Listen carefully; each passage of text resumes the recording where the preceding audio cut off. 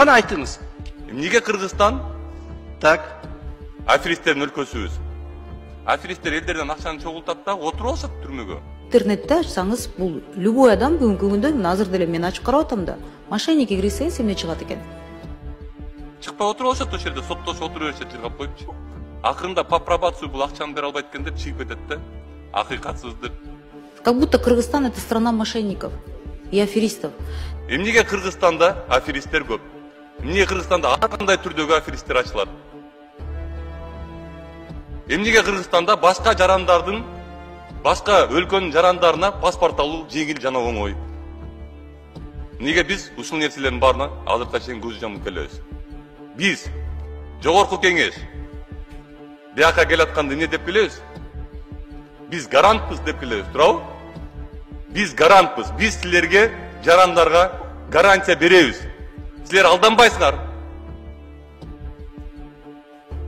Силер биз коргоп беребиз деп келебиз да. Эмнеге колубуздан андай нерсе келбейт? Алмаз Акунжанович. Эмнеге келбейт? Мен силерге элементарный эле бир примерди ачып берейин. Бир биткоин, бир балекет деп ачыла баштаган бир аферисттерчи. Алар мындай казинодой болуп ачылат да, кооз кылып туруп мындай сонун кылып туруп ачышат. Офисине кирдим дагы, жалгыз бала, Алмаз Акунжанович. Офисине кирдим да, сразу аферисттер мындай эле көрүнөт. Офисине кирип туруп айттым, бир жума берем жабылгыла дедим. Жабылбадыбы? А эмнеге килейген өкмөт ошол нерсени кыла албайт? Изилдеп көргүлө, мына көбөлөрүңөр күлүп атасыңар мөрдө. Изилдеп көргүлө, ачылган. 2022-жылы ачылган. Бир жумада жабылган. Билейген өкмөт ушунун баарын карай турган нерсе эмнеге ушундай нерселер кылып кое албайт?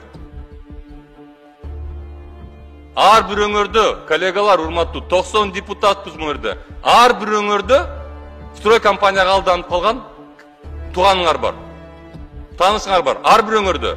Мен баарынан сурап көрдүм. Баарында көчөдөгү кишилердин ар бир адамда тууганы бар экен.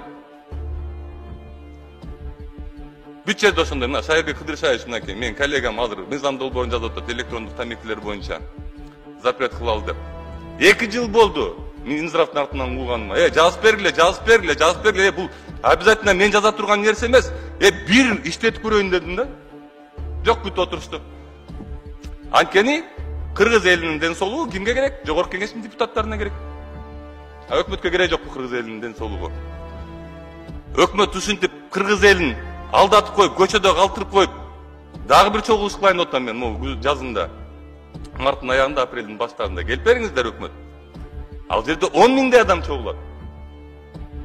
Бир объекттен эгер 4 миллион, 12 миллион доллар чыккан болотса, бул жерде деген миллиардтар жатат.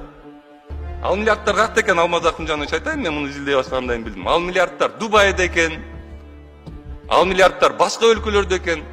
Булар бизден нал чыгарат экен да, ошол жерлерге барып туруп инвестиция кылып туруп жатып алат экен түрмөгөчү. Изилдесе болот да ушуларды. Ушул акчаларды таап чыкса болот да. Следовательдер мындай иштерди алгылар келбейт экен, Алмаз Акунжанович.